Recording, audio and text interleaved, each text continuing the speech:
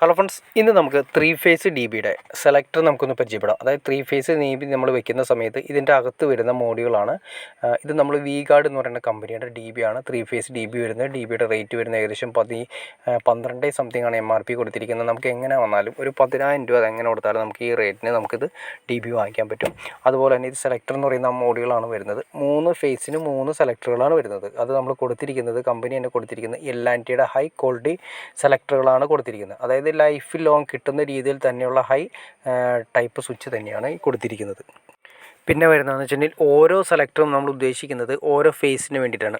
RYB എന്ന് പറയുന്ന 3 face ഉണ്ട്. ഈ 3 ഫേസിന് വേണ്ടിയിട്ടാണ് സെപ്പറേറ്റ് സെലക്ടറുകൾ കൊടുത്തിരിക്കുന്നത്. പിന്നെ ഇതിൻ്റെ കണക്ഷൻസ് കാര്യങ്ങളൊക്കെ തന്നെയാണ് നമുക്ക് ആദ്യമേ തന്നെ നോക്കാം. ഇതിൻ്റെ ബാക്ക് സൈഡും കാര്യങ്ങളൊക്കെ നോക്കി തന്നെ നിങ്ങൾക്ക് മനസ്സിലാക്കാൻ സാധിക്കും. ആംബിയർ എത്രയാണ് ടോട്ടൽ ആംബിയറൊക്കെ എടുക്കുന്നത് കറക്റ്റായിട്ട് നമുക്ക് മനസ്സിലാക്കാൻ സാധിക്കും.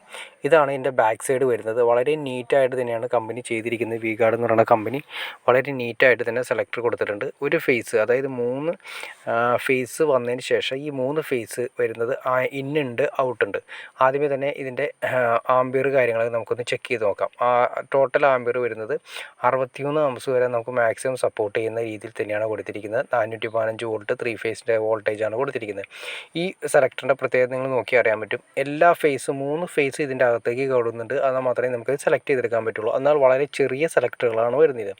ഇതുപോലെ തന്നെ 3 ഫേസിനും സെപ്പറേറ്റ് 3 ഫേസും സെപ്പറേറ്റ് നേരെ ലിങ്ക് ചെയ്തിട്ടാണ് വരുന്നത്. അതായത് ഈ 3 ഫേസും ഒരു സെലക്ടറിൽ തന്നെ വന്നതിന് ശേഷം അതിൽ നിന്ന് നമുക്ക് ഈ 3 ഫേസും ഏത് ഫേസ് വേണമെങ്കിലും നമുക്ക് സെലക്ട് ചെയ്തെടുക്കാൻ വേണ്ടിയിട്ടാണ് സെപ്പറേറ്റ് കൊടുത്തിരിക്കുന്നത് തന്നെ.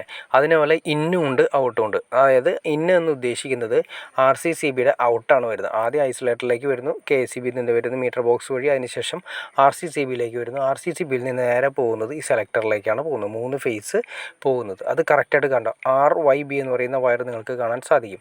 RYB നേരെ വരുന്നത് അത് സെലക്ടറിലേക്കാണ് വരുന്നത്. പിന്നെ വരുന്നത് വെച്ചാൽ ഓരോ സെലക്ടറിൻ്റെ ഔട്ടും വരുന്നത് R എന്ന് പറയുന്ന ഫേസ്, റെഡ് എന്ന് പറയുന്ന ഫേസ്, പിന്നെ യെല്ലോ എന്ന് പറയുന്ന ഫേസ്, ബ്ലൂ എന്ന് പറയുന്ന ഫേസ്, അങ്ങനെ 3 ഫേസ് ആയിട്ടാണ് നമുക്ക് ഔട്ട് കിട്ടുന്നത്.